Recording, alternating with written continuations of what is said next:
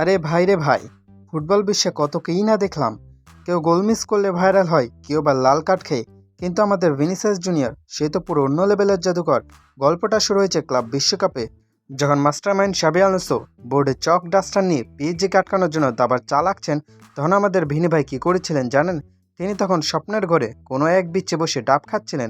সাংবাদিক পেপে কলিন্স তো বোমা ফাটিয়াই দিলেন। শাবির ট্যাকটিক্যাল সেশনে নাকি ভিনির নাক ডেকে ঘুমাচ্ছিলেন। ভিনি কি ভেবেছিলেন এটা ফুটবল ক্লাস নাকি ঘুমানোর থেরাপি?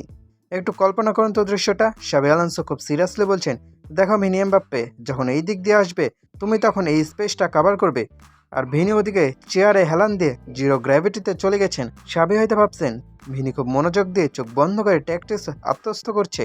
কিন্তু কিছুক্ষণ পরে যখন নাক ডাকার আওয়াজ শুরু হলো, তখন সতীর্থদের টনক নড়ল। ভিনি হয়তো স্বপ্নে তখন ব্যালন্ডিয়ার হাতে নিয়ে ভাষণ দিচ্ছিলেন। শেষ পর্যন্ত অন্য প্লেয়াররা তাকে ধাক্কা দিয়ে জাগিয়ে দেয়। ভিনির রিয়াকশনটা কেমন ছিল? নিশ্চয়ই এমন, আরে ভাই গোল কি হয়ে গেছে? গোলটা কে দিল? আমার ব্যালন্ডিয়ারটা কোথায়? শাবি আলোনসো তো রেগে মেগেই আগুন। মনে মনে হয়তো বলছিলেন, আমি এখানে পিএজি ছক আঁকছি আর এই ছেলে এখানে কুস্তি দিচ্ছে। গুঞ্জন শোনা যাচ্ছে। শাবি এতটাই খেপে গিয়েছিলেন যে পিএজির মতো বিগ ম্যাচে ভিনিকে বেঞ্চে বসিয়ে রাখার সিদ্ধান্ত প্রায় নিয়েই ফেলেছিলেন। কিন্তু ভাগ্য বলে একটা কথা আছে না, ঠিক সেই সময়ে ট্রেন্ট আলেকজান্ডার আর্নল্ডের ইনজুরিতে পড়ে গেলেন। শাবি তখন কপাল হাত দিয়ে ভাবছেন, হাইরে কপাল, এখন তো এই ঘুমন্ত রাজপুত্রকেই আবার মাঠে নামাতে হবে। ভিনির কপালটা দেখেন, ঘুমিয়েও একাদশে জায়গা পাকা। ভিনি ভাই পরবর্তী মিটিংয়ে যাওয়ার আগে 2 কাপ কড়া কফি খেয়ে যেতেন। আর যদি ঘুম বেশি পায়, তাহলে নেইমার ভাইকে একটা ফোন দিয়ে জিজ্ঞেস করতে পারতেন কিভাবে ইনজুরি বাহানা দিয়ে গ্যালারিতে বসে ঘুমানো যায়। শাবি আলোনসোর ট্যাকটিক্যাল ক্লাস বলে কথা।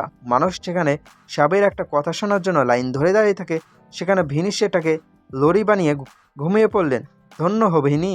যাই হোক, তিনি মাঠে নামলে যে আগুন ঝরান, সেটা আমরা সবাই জানি। হয়তো ঘুমের মধ্যে তিনি পিএসজিকে হারানোর ড্রিম দেখে ফেলেছেন। আর হ্যাঁ, পরের বার ট্যাকটিক্যাল সেশনে ভিনির জন্য একটা বালিশ আর কম্বল পাঠালে কেমন হয়?